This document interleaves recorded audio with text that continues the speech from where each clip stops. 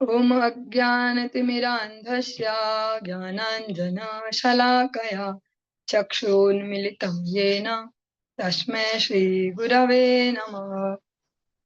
वन्देऽहं श्रीगुरो श्रीयुतपदकमलं श्रीगुरुन् वैष्णवांश्च श्रीरूपं साग्रजातं सहगणरघुनाथान्वितं तं सजीवं साद्वैतं सावधूतं हरिजनसहितं कृष्णचैतन्यदेवं श्रीराधा कृष्णपादान् सहगणललिता श्रीविशाखान्वितांश्च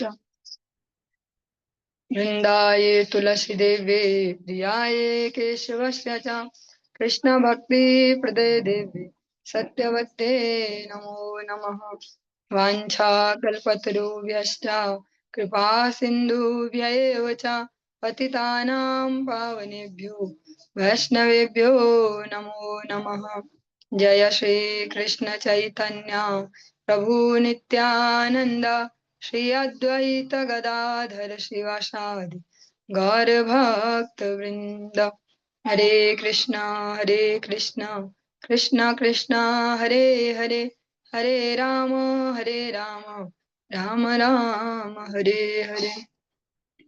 सर्वप्रथम भगवान के अभिन्न प्रकाश विग्रह श्री गुरुपाद पद्म पूज्यपाद दंडी स्वामी अष्टोत्तर सत श्री श्रीमद भक्ति प्रसाद विष्णु गोस्वामी गुरुदेव महाराज के पावन श्री चरण कमलों में असंख्य कोटि दंडवत ज्ञापित करते हुए उनकी अहेतुकी कृपा प्रार्थना करती हूँ। वे अपने कृपा वर्षण करें जिससे निज कर्ताभिमान भाव को छोड़कर एकमात्र उनकी वाणी के वाहक के रूप में अपना परिचय दे सकूं। परम गुरुदेव नित्य लीला पृष्ठ विष्णुवास श्रीमद भक्ति दहित माधव गोस्वामी महाराज परमेष्ठि गुरुदेव जगत गुरु भक्ति सिद्धांत सरस्वती गोस्वामी ठाकुर प्रभुपाद व समस्त गुरु परंपरा जय युक्त हूँ। छपार्षद श्रीमन नित्यानंद प्रभु श्री गौर हरि वृंदावन बिहारी राधा गोपीनाथ भगवान जय युक्त हूँ। वे हम सभी पर अपनी कृपा वर्षण करें जिससे भगवान के पवित्र नाम और हरि गुरु वैष्णव सेवा में हम सभी की रुचि उत्पन्न हो सके। आज की इस प्रातःकालीन कक्षा में हम श्रवण करेंगे ग्रंथराज श्रीमद् भागवतम के अंतर्गत एकादश स्कंध का जो 12वां अध्याय है, 12वां अध्याय, इसको आज हम प्रारंभ करने जा रहे हैं। ओम नमो भगवते वासुदेवाय। ओम नमो भगवते वासुदेवाय। ओम नमो भगवते वासुदेवाय। श्रीभगवानुवाच नरोदयति मां योगो न सांख्यं धर्म एव च न स्वाध्यायस्तपस्त्यागो निष्ठा पूर्तं न दक्षिणा व्रतानि यज्ञश्छन्दांसि तीर्थानि नियमायमाः यथा वरुन्धे सत्संगः सर्वसंगापहो हि माम्। पूर्ण पुरुषोत्तम भगवान ने कहा, हे उद्धव, मेरे शुद्ध भक्तों की संगति करने से इंद्रिय तृप्ति के सारे भौतिक पदार्थों के प्रति आसक्ति नष्ट की जा सकती है। शुद्धि करने वाली ऐसी संगति मुझे मेरे भक्त के वश में कर देती है। कोई चाहे अष्टांग योग का अभ्यास करे, भौतिक प्रकृति के तत्वों का दार्शनिक विश्लेषण करने में लगा रहे, चाहे अहिंसा तथा शुद्धता के अनेक सिद्धांतों का अभ्यास करे, वेदोच्चार करे, तपस्या करे, संन्यास ग्रहण करे, कुआं खुदवाने, वृक्ष लगवाने तथा जनता के अन्य कल्याण कार्यों को संपन्न करे, चाहे दान दे, कई कठिन व्रत करे, देवताओं की पूजा करे, गुह्य मंत्रों का उच्चारण करे, तीर्थ स्थानों में जाए या छोटे बड़े अनुशासनात्मक आदेशों को स्वीकार करे, किंतु इन सब कार्यों को संपन्न करके भी कोई मुझे अपने वश में नहीं कर सकता। इसको दो तरफ से समझेंगे, दोनों तरफ से। भगवान कहते हैं कि जो मेरे शुद्ध भक्तों की संगति है वही एकमात्र इंद्रिय तृप्ति में जो हमारी लालसाएं हैं, जो कह सकते हैं आ सकती है, उसको छुड़वाने में सर्वश्रेष्ठ है। अगर कोई ऐसी संगति ना करे, और जो जो हमने सुना, ये कोई छोटी चीजें नहीं है जो हमने सुनी है कि ऐसा करे ऐसा, सब बहुत बड़ी बड़ी बातें हैं। किंतु अगर भक्तों की संगति ना करे, शुद्ध भक्त के अनुगत्य में ना चले, तो ये सब करके भी भगवान को प्रसन्न नहीं कर सकते। और कोई ये सब नहीं भी करे, और किसी भक्त का, शुद्ध भक्त जैसे गुरुजन है, समस्त गुरु परंपरा गुरु वर्ग है, ऐसे भक्तों की सन्निधि में जीवन जिए, तो वो भगवान को प्रसन्न कर सकता है। अब एक क्वेश्चन ये उठ सकता है कि फिर ये सब करने की आवश्यकता नहीं है क्या, बस संगति करो। संगति करेंगे तो ये सब खुद ही आ जाएगा धीरे धीरे। आप सब हम अपने अपने जीवनों में भी देख सकते हैं, सब कुछ तो बढ़ते ही जा रहा है ना। अगर बात करें वैदिक ज्ञान की भी, तो हाँ, भगवत गीता के भी 2-4 श्लोक तो याद हो ही गए। पहले तो ये भी नहीं थे, ऐसे ऐसे थोड़ा थोड़ा करके हम आगे तो बढ़ रहे हैं। तो इसको अगर सरल सी भाषा में समझे, तुलसीदास जी बहुत सुंदर सा कहते हैं, राम नाम एक अंक है और सब साधन शून्य, अंक रहे 10 गुण है, अंक गए सब शून्य। भगवान नाम, भगवत भक्तों की जो सन्निधि है, अगर उसमें है तो व्यक्ति को वास्तविक कीमत दे देगा। किंतु बहुत सारे सद्गुण हो पर भगवत भक्ति जीवन में न हो, भगवत भक्तों की सन्निधि जीवन में न हो, तो फिर वो जीरो के समान है। जीरो हम कितने ही इकट्ठे कर ले, कुछ फर्क नहीं पड़ता। पर हाँ, बहुत सारे जीरो लिखे थे एक चेक पे, और फिर जिसने वो जीरो लिखे थे, जिसने साइन किया, उसने 1 भी लगा दिया उसी पेन से जिससे साइन किया था, तब आनंद आ जाएगा, सारे जीरो की वैल्यू मिल जाएगी। ऐसे एक और उदाहरण शास्त्रों में देते हैं कि जैसे इस जगत में अगर हम आजकल देखते, कोई सा ऐड भी हो, साबुन का ऐड क्यों ना हो, किसी चीज का ऐड, सब में महिलाओं को दिखाया जाता है ऐसे कि महिला महिला महिला, ऐसे स्त्री शरीर को रिप्रेजेंट करते हैं।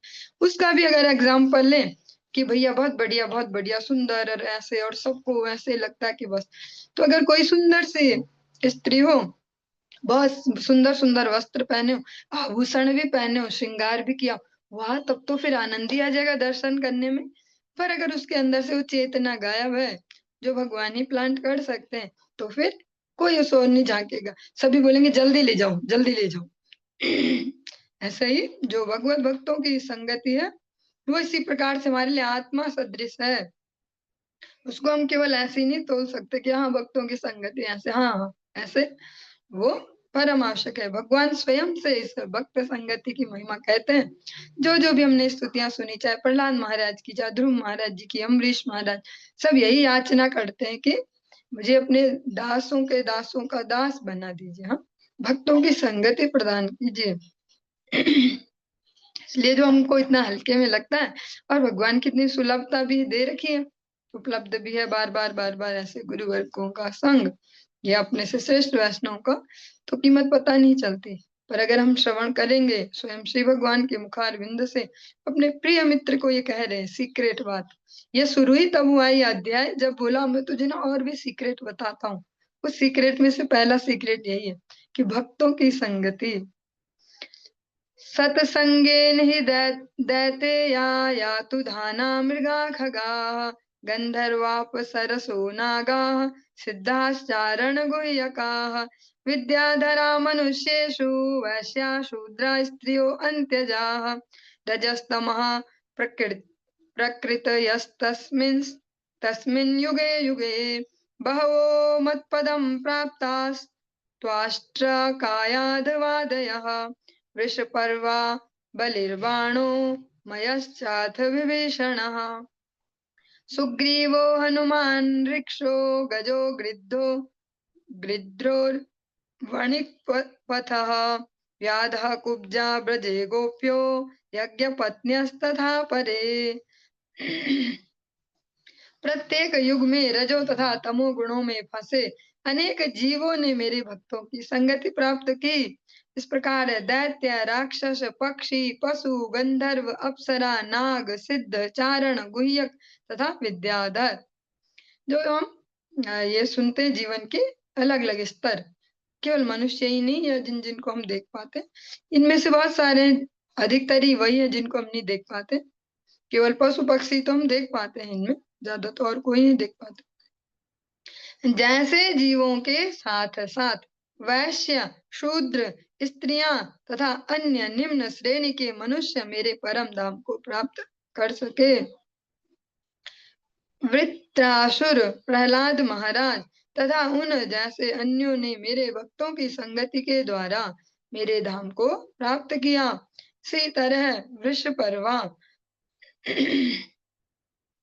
बलि महाराज, बाणासुर, मय, विभीषण, सुग्रीव, हनुमान, जाम्बवान, गजेंद्र, जटायु, तुलाधार, धर्मव्याध, कुब्जा, वृंदावन की गोपियां तथा यज्ञ कर रहे ब्राह्मणों की पत्नियां भी मेरा धाम प्राप्त कर सकी। भगवान ने हर कैटेगरी से, हर प्रजाति में भी जिन्होंने जन्म लिया भक्तों ने, हाँ, कोई असुर योनि में जिन्होंने जन्म लिया, किसी ने पक्षी में, किसी ने पशु में, ऐसे अलग अलग मनुष्यों में भगवान ने सबको गिन दिया, नीचे से लेके ऊपर तक सारे जो अलग अलग उसमें श्रेष्ठ श्रेष्ठ भक्त हैं उनके नाम लिए। ये सब भी भक्तों की संगति से ही मेरे धाम को प्राप्त कर सके। ये सब भी कभी स्वच्छंदता से नहीं बोलते कि हाँ हमें था दम भैया हमने प्राप्त कर लिया, हम इतनी हरि नाम करते, हम इतना ये करते, हम वो करते हैं, ऐसा। तेनाधीत श्रुति गणा नोपासित महत्तमा अव्रता तप्त तपसः मत्संगान् मामुपागताः। मैंने जिन व्यक्तियों का उल्लेख किया है उन्होंने न तो वैदिक शास्त्रों का गहन अध्ययन किया था, न महान संतों की पूजा की थी, न कठिन व्रत या तपस्या ही की थी, मात्र मेरे तथा मेरे भक्तों की संगति से उन्होंने मुझे प्राप्त किया। पर यहाँ पे ऐसा नहीं है कि भगवान इन सब की उपेक्षा कर रहे हैं, जो जो श्रवण किया कि अध्ययन मत करो, ऐसे महजनों की पूजा मत करो, कठिन व्रत ना करो। भगवान यह दिखाना चाह रहे कि इनके दम पे नहीं पाया मुझे, मुझे जो पाना हुआ है वो मेरे और मेरे भक्तों की सन्निधि से ही हो गया। हरि बोल। केवलेन हि भावेन गोप्यो गावो नगा मृगाः ये अन्ये मूढ़धियो नागाः सिद्धा मामी युरज्जसा। गोपियों समेत वृंदावन के निवासी यथा गायें, अचर जीव यथा यमलार्जुन वृक्ष, पशु जड़ बुद्धि वाले जीव यथा झाड़ियां, तथा सर्प जंगल और सर्प यथा कालिय नाग, इन सब ने मुझसे शुद्ध प्रेम करने के कारण ही जीवन की पूर्णता प्राप्त की और इस तरह आसानी से मुझे प्राप्त किया। भगवान यहाँ वृक्ष, झाड़ियां, इन सब का भी उदाहरण दे रहे हैं। ऐसे तो हमारी साइंस के हिसाब से इनमें हम जैसी जान नहीं होती, हाँ सांस तो लेते हैं, बढ़ते हैं, पर हम जैसे नहीं, लेकिन भगवान से ये भी प्रेम करते हैं। जो ब्रज में जो लताएं हैं और कटीली झाड़ियां तक क्यों न हो, जिनसे हमें कष्ट हो, और वे भी भगवान का भजन करते हैं। यम न योगेन सांख्येन दान व्रत तपोध्वरैः व्याख्या स्वाध्याय संन्यासैः प्राप्नुयाद यत्नवानपि। योग, दार्शनिक चिंतन, दान, व्रत, तपस्या, कर्म कांड, अन्यों को वैदिक मंत्रों की शिक्षा, वेदों का निजी अध्ययन या संन्यास में बड़े बड़े प्रयास करते हुए लगे रहने पर भी मनुष्य मुझे प्राप्त नहीं कर सकता। न आत्मा प्रवचने न लभ्यो न मेधिया न बहुना श्रुते। ऐसे अपने प्रयासों से कोई भी जीवात्मा भगवान को प्राप्त नहीं कर सकते। यहाँ तक कि जो वात्सल्य रस की सर्वश्रेष्ठ भक्त हैं, श्रीमती यशोदा महारानी, भगवान जो ये भी दामोदर लीला चल रही है, उनसे भी लास्ट में समर्पण ही करवा के तभी बनते हैं कि अब हार मानो, जब तक जो लगाए मैं बांधती हूँ तब तक नहीं। जब छोड़ दिया कि अब मेरे बस का नहीं है और अब तेरी मर्जी हो तो तू बंध जा, नहीं तो रह, तब भगवान बंधे। तो भगवान कहते हैं कि जोर लगाने से मुझे कोई प्राप्त नहीं कर सकता। एक कीर्तन भी ऐसे, हिंदी कीर्तन ब्रज का ही, उसकी एक लाइन आती है बीच में, यहाँ जोर नहीं चलता मर्जी के मालिक है, मिन्नत ही किए जाना, फरियाद किए जाना। भगवान को किसी जोर से हम अपने पक्ष में नहीं कर सकते हैं कि भगवान देखे हमारी और हम जबरदस्ती कुछ प्रयास करें। वे पूर्ण स्वतंत्र हैं, उन्हें शरणागति से ही, यही वेद उपनिषद भी कहते हैं। जो जीवात्मा है, जब उन परम तत्व जो श्री भगवान है उनको जब समर्पण करे तो उनकी कृपा से उन्हें जान सकते हैं, और वो भी उतना ही जितना वो चाहे। सोई जान नहीं जेहु देहु जनाई, जितना वो चाहे उतना ही। इसीलिए गुरु वैष्णव अनुगत्य की इतनी श्रेष्ठता है।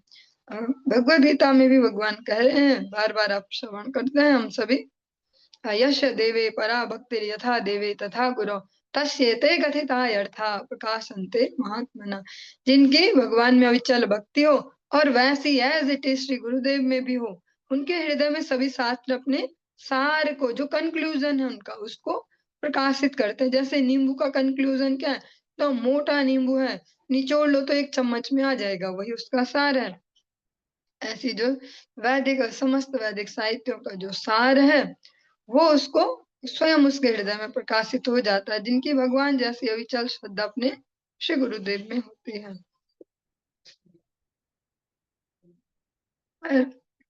रामेण सार्धम मथुरां प्रणीते, स्वाफल्किनामयि अनुरक्त चित्ताः, विगाढ भावेन न मे वियोग, तीव्रादयो अन्यम ददृशुः सुखाय। गोपियां इत्यादि वृंदावन वासी गहन प्रेम से सदैव मुझ में अनुरक्त थे। अतएव जब मेरे चाचा अक्रूर मेरे भ्राता श्री बलराम सहित मुझे मथुरा नगरी में ले आए, तो वृंदावन वासियों को मेरे विछोह के कारण अत्यंत मानसिक कष्ट हुआ और उन्हें सुख का अन्य कोई साधन प्राप्त नहीं हो पाया। कोई बाह्य प्रयासों से कोई उनको सुखी नहीं बना सकता था, क्योंकि भगवान के विरह में वो दुखी हैं, तो कोई भौतिक साधन से कैसे उन्हें सुखी कर सकता था। तास्ता क्षपाः प्रेष्ठतमेन नीता मयैव वृन्दावन गोचरेण, क्षणार्धवत्ता पुनरङ्गतासां हीना मया कल्पशमा बभूवुः। प्रिय उद्धव, वे सारी रात्रि जो वृंदावन भूमि में गोपियों ने अपने अत्यंत प्रिय मेरे संग बिताई, वे एक क्षण से भी कम में बीतती प्रतीत हुई, किंतु मेरे संग के बिना, मेरी संगति के बिना बीती जो रात्रियां हैं, गोपियों को ब्रह्मा जी के एक दिन के तुल्य लंबी वो खींचती सी प्रतीत हुई। ये जो भाव है ब्रज गोपियों का है, उनमें सर्वश्रेष्ठ श्रीमती राधिका रानी भगवान ने उद्धव को सुना रहे हैं, पर उसको अनुभव नहीं कर सकते। बोल तो पाएंगे शब्दों में, पर अनुभव नहीं कर सकते। इसलिए अनुभव करने के लिए इसी कलयुग की प्रथम संध्या में, जिस द्वापर में स्वयं श्री कृष्ण भगवान आते हैं, स्वयं श्री भगवान, उसी के अंत में जो कलयुग प्रारंभ हुआ, उसकी प्रथम संध्या में श्री राधा रानी के भाव और अंग कांति को लेके श्री गौर हरि यहाँ प्रकट होते हैं। और फिर वही कह पाएंगे ऐसे, युगायतम निमेषेन चक्षुषा प्राविशायितम शून्यायितम जगत सर्वम गोविंद विरहेण में। ताना विदन्मय्यनुषङ्गबद्ध धिया स्वमात्मान मदस्तथेदम, यथा समाधो मुनयोब्धितो ये नद्यः प्रविष्टा इव नाम रूपे। हे उद्धव, जिस तरह योग समाधि में मुनिगण आत्म साक्षात्कार में लीन रहते हैं, जिस तरह नदियां समुद्र में मिल जाती हैं और उन्हें भौतिक नामों तथा रूपों का भान नहीं रहता, उसी तरह वृंदावन की गोपियां अपने मन में मुझसे इतनी अनुरक्त थी कि उन्हें अपने शरीर की अथवा इस जगत की या अपने भावी जीवनों की सुध बुध भी नहीं रह गई थी। उनकी संपूर्ण चेतना मुझ में पूरी तरह निवेशित थी। और जो ये भाव है, इनको हम आर्टिफिशियली कभी इमेजिन नहीं कर सकते, या उनमें ऐसा घुसने का नहीं सोच सकते, क्योंकि हमारे नहीं है ऐसे। भगवान कह रहे हैं उन्हें अपने शरीरों की, इस जगत की भावी जीवन उनकी सुध बुध नहीं थी, जबकि हमारा सारा समय इसी में ही जाता है। एक तो अपने शरीर में जो अपने आसपास जा रहा, और फ्यूचर की टेंशन में, क्या होगा फिर, ऐसा होगा ना, और वैसा होगा फिर कैसा होगा, ऐसा भगवान कहते हैं उन्हें इस सब का कोई भान नहीं था, उनकी चेतना पूर्णतया मुझ में निवेशित थी। मदर थे त्यक्त सर्व विषयान, भगवान ब्रज गोपियों के लिए कहते हैं कि मेरे लिए उन्होंने समस्त विषयों को त्यागा। समस्त विषय मीन्स यहाँ पे केवल विषय भोग, जैसा हम एक निगेटिव सेंस में साधारण जीवों को कहते हैं उस सेंस में नहीं है। उन्होंने अपने संपूर्ण जो भी हो कह सकते हैं इमोशनल भी जो कनेक्शन हो और सारे जो वो सब केवल भगवान को ही समर्पित कर दिए। मत कामा रमणम जारम स्वरूप विदो अबलाः ब्रह्म माम परमं प्रापुः संगाच्छत सहस्रशः। वे सैकड़ों हजारों गोपियां मुझे ही अपना सर्वाधिक मनोहर प्रियतम जानकर तथा इस तरह मुझसे मुझे अत्यधिक प्रेम करते हुए मेरे वास्तविक पद से अपरिचित थी, फिर भी मुझसे घनिष्ठ संगति करके गोपियों ने मुझ परम सत्य को प्राप्त किया। वे उनका भगवान के प्रति वो राजसिक भाव नहीं है, वो ऐश्वर्य वाला कि श्री भगवान और ऐसे अखिल कोटि ब्रह्मांड नायक और ऐसा बस इनके साथ लग जाएंगे तो हमें भी सब मिलने वाला है, ऐसा जैसे साधारण मनुष्य का होता है, ऐसा उनका भाव नहीं है। वे सामान्य बस उनका एक ही भाव है भगवान से प्रेम का, उनको उनसे बदले में कुछ नहीं चाहिए। तस्मात् तस्मात् त्वमुद्धवोत्सृज्य चोदनां प्रतिचोदनां प्रवृत्तिं च निवृत्तिं च श्रोतव्यं श्रुतमेव च मामेकमेव शरणम् आत्मानं सर्वदेहिनां याहि सर्वात्मभावेन मया स्याय कुतो भयः। अतः हे उद्धव, तुम सारे वैदिक मंत्रों तथा वेदांगों की विधियों एवं उनके सकारात्मक और निषेधात्मक आदेशों का परित्याग करो। जो कुछ सुना जा चुका है और जो सुना जाना है उसकी चिंता न करो, केवल मेरी शरण ग्रहण करो, क्योंकि मैं ही समस्त बद्धात्माओं के हृदय के भीतर स्थित पूर्ण पुरुषोत्तम भगवान हूँ। पूरे मन से मेरी शरण ग्रहण करो और मेरी कृपा से तुम समस्त भय से मुक्त हो जाओ। जो हम ये सुन रहे हैं, अगर आप सबको भी ऐसा लग रहा हो, श्रीमद् भगवद गीता में भी भगवान अर्जुन को जो उपदेश करते हैं सब सुनाने के बाद कि तू मेरा इतना प्रिय मित्र है इसीलिए तुझे बता रहा हूँ, इतना गुह्य ज्ञान है। भगवान यही तो कहते हैं सर्वधर्मान परित्यज्य मामेकं शरणं व्रज अहम त्वाम सर्व पापेभ्यो मोक्षयिष्यामि मा शुचा। टेंशन मत लो तुम, हाँ, तुम अगर अनन्य भाव से मेरी शरण में आते हो तो तुम्हें कुछ जो लगता है ऐसे तो कुछ नहीं होगा, फिर पाप और ये वो, अगर कोई ईमानदारी से शरणागति ले भगवान की। किंतु अगर तुम्हारे दिमाग में कुछ ऐसा कि ऐसा हो सकता है वैसा हो सकता है, तो मैं तुम्हें आश्वस्त करता हूँ कि मेरी कृपा से तुम समस्त भयों से मुक्त हो जाओ। भगवान अपने दोनों ही जो घनिष्ठ मित्र हैं उनको ये बात कह रहे हैं। श्री उद्धव उवाच संशयः शृण्वतो वाचं तव योगेश्वरेश्वर न निर्वर्तत आत्मस्थो येन भ्राम्यति मे मनः। श्री उद्धव ने कहा, हे योगेश्वरों के ईश्वर, मैंने आपके वचन सुने हैं किंतु मेरे मन का संदेह जा नहीं रहा है, अतः मेरा मन मोहग्रस्त है। उद्धव जी भी झूठ झूठ हाँ हाँ नहीं कर रहे, जो स्थिति है वो कह रहे हैं कि भैया अभी भी नहीं लग रहा मुझे, तो अभी भी बहुत संशय है मेरे मन में। संशय क्या है, उद्धव जी को भक्ति का कोई संशय नहीं है, उनको भगवान के वियोग का ही संशय है कि अगर ये चले गए तो मैं कैसे यहाँ सरवाइव करूंगा इनके बगैर, मुझे भी चले जाना चाहिए इनके साथ। क्योंकि जब हम ये वचन सुने तो ऐसा ना समझे कि हमारी लेवल पे उद्धव जी संशय में दुनियादारी के अलग अलग। श्री भगवान उवाच स एष जीवो विवर प्रसूतिः प्राणेन घोषेण गुहां प्रविष्टा मनोमयं सूक्ष्ममुपेत्य रूपं मात्रा स्वरो वर्ण इति स्थविष्ठः। पूर्ण पुरुषोत्तम भगवान ने कहा, हे उद्धव, श्री भगवान हर एक को जीवन प्रदान करते हैं और प्राण वायु तथा आदि ध्वनि जो नाद है शब्द है के सहित हृदय के भीतर स्थित रहते हैं। श्री भगवान को उनके सूक्ष्म रूप में हृदय के भीतर मन के द्वारा देखा जा सकता है। क्योंकि श्री भगवान हर एक के मन को वश में रखते हैं, चाहे वह शिव जी जैसे महान देवता ही क्यों न हो। श्री भगवान वेद की ध्वनियों के रूप में जो ह्रस्व तथा दीर्घ स्वरों तथा विभिन्न स्वर विन्यास वाले व्यंजनों से बनी होती स्थूल रूप धारण करते हैं, प्रत्येक जीव के हृदय में भगवान हमेशा विराजित हैं। और ये बहुत बड़ा आश्वासन है, क्योंकि जीवन के जो व्यवहारिक जीवन है हमारा, उसमें प्रतिक्षण हमें आश्वासन ही तो चाहिए। कभी किसी से चाहिए, कभी किसी से चाहिए, नहीं नहीं सब ठीक है, सब ठीक हो जाएगा, मैं हूं ना ऐसा ऐसा।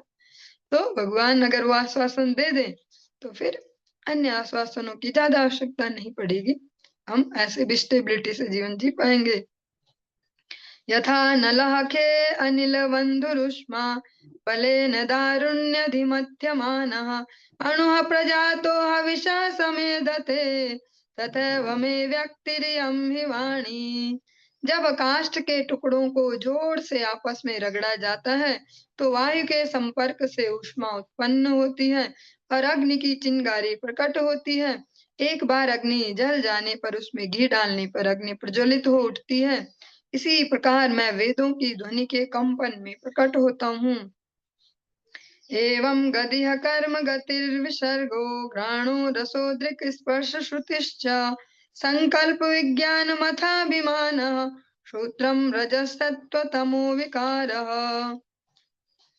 कर्मेंद्रियों के कार्य यथा वाक जो बोलने की शक्ति, हाथ पैर उपस्थ तथा गुदा एवं ज्ञानेन्द्रियों के कार्य यथा नाक जीव आंख त्वचा तथा कान के साथ ही मन बुद्धि चेतना तथा अहंकार जैसे सूक्ष्म इंद्रियों के कार्य एवं सूक्ष्म प्रधान के कार्य तथा भौतिक प्रकृति के तीनों गुणों की अन्योन्य क्रिया, इन सबको मेरा भौतिक व्यक्त रूप समझना चाहिए। अयम हि जीवस्त्रिवृद्धब्ज योनिरव्यक्त एको वयसा साध्यः विश्लिष्ट शक्तिर्बहुधैव भाति बीजानि योनिं प्रतिपद्य यद्वत्। जब खेत में कई बीज डाले जाते हैं तब एक ही स्रोत मिट्टी से असंख्य वृक्ष झाड़ियां वनस्पतियां निकल आती हैं। इसी तरह सबके जीवन दाता तथा शाश्वत पूर्ण पुरुषोत्तम भगवान आदि रूप में विराट जगत के क्षेत्र के बाहर स्थित रहते हैं, किंतु काल क्रम से प्रकृति के तीनों गुणों के आश्रय तथा ब्रह्मांड रूप कमल फूल के स्रोत श्री भगवान अपनी भौतिक शक्तियों को विभाजित करते हैं और असंख्य रूपों में प्रकट प्रतीत होते हैं, यद्यपि वे एक हैं।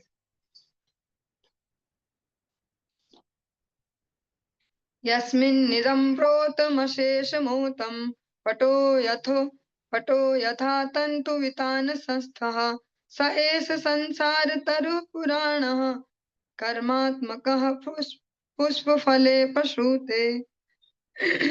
जिस प्रकार बुना हुआ वस्त्र ताने बाने पर आधारित रहता है, उसी तरह संपूर्ण ब्रह्मांड लंबाई तथा चौड़ाई में पूर्ण पुरुषोत्तम भगवान की शक्ति पर फैला हुआ है और उन्हीं के भीतर स्थित है।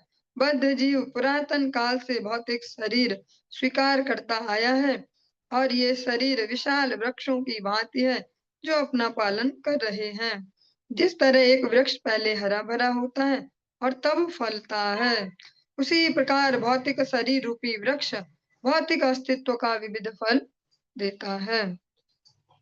द्वे अस्य बीजे शतमूलस्त्रिनालः पंचस्कन्धः पच्चर सप्रसूतिः दशैकशाखो द्विसुपर्णनीडा स्त्रीवल्कलो द्विफलोर्कप्रविष्टः अदन्ति चैकं फलमस्य गृध्रा ग्रामे चरा एकम् अरण्यवासाः हंसाय एकं बहुरूपमुज्जयत् मायामयं वेद सवेद वेदम। इस भौतिक संसार रूपी वृक्ष के 2 बीज, सैकड़ों जड़ें, 3 निचले तने और 5 ऊपरी तने हैं। यह 5 प्रकार के रस उत्पन्न करता है। इसमें 11 शाखाएं हैं और 2 पक्षियों ने एक घोंसला बना रखा है। यह वृक्ष 3 प्रकार की छालों से ढका है। यह 2 फल उत्पन्न करता है और सूर्य तक फैला हुआ है। जो लोग भौतिक भोग भोगने के इच्छुक हैं और पारिवारिक जीवन में लगे हैं, वे वृक्ष के एक फल का भोग करते हैं और दूसरे फल का भोग संन्यास आश्रम के हंस सदृश व्यक्ति करते हैं। जो व्यक्ति प्रामाणिक गुरु की सहायता से इस वृक्ष का एक परम सत्य की शक्ति की अभिव्यक्ति के रूप में अनेक रूपों में प्रकट हुआ समझ लेता है, वही वैदिक साहित्य के वास्तविक अर्थ को जानता है। जब हम ऐसा श्रवण करें तो एक सावधानी भी है।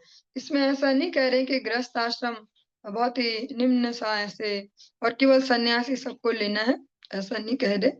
इसमें एक तुलना दी गई है कि जिसके जीवन में जितनी मात्रा में श्री भगवान ही सेंटर में है, क्योंकि इस कलयुग में जहां हम श्रवण कर रहे हैं या तो संन्यास आश्रम का निषेध किया गया है तो गृहस्थ ही सबको होना होगा। जहां आज के समय में आज से कई वर्ष पूर्व से ही देखते हैं स्वच्छंद जीवन प्रारंभ था ही विश्व के अलग अलग कोनों में। अब भारत देश में भी हो गया कि जहाँ विवाह की आवश्यकता नहीं है, ऐसा ऐसे समय में अगर इसको सुन रहे हैं तो इसका अर्थ भी समझने आवश्यक है। आज के समय में ग्रस्त होना अति अनिवार्य है सबको ही, तभी समाज एक सही रूप से चल पाएगा। जो महाप्रभु की धारा में जो सन्यास है भी वो त्रिदंड सन्यास दिया गया। जो अलग अलग प्रकार के सन्यास थे वो नहीं दिए गए। कलयुग में अगर विधान भी है तो त्रिदंड सन्यास का, या कुछ छोड़ा नहीं जाता इस सन्यास में, बल्कि अपने मन वचन कर्म को भगवान की सेवा में लगाते हैं। इसीलिए हम देखते हुए समाज के बीच में भी हर सारे कार्यों को भी कर रहे हैं। एवं गुरुपाशनयैक भक्त्या विद्या कुठारेण सितेन धीरः विवृश्च जीवाशयमप्रमत्तः संपद्य चात्मानमथ त्यजाश्रितम् श्रम।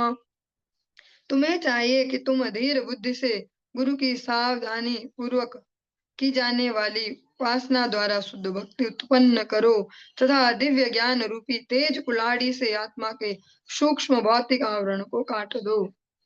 पूर्ण पुरुषोत्तम भगवान का साक्षात्कार होने पर तुम उस तार्किक बुद्धि रूपी कुल्हाड़ी को त्याग दो।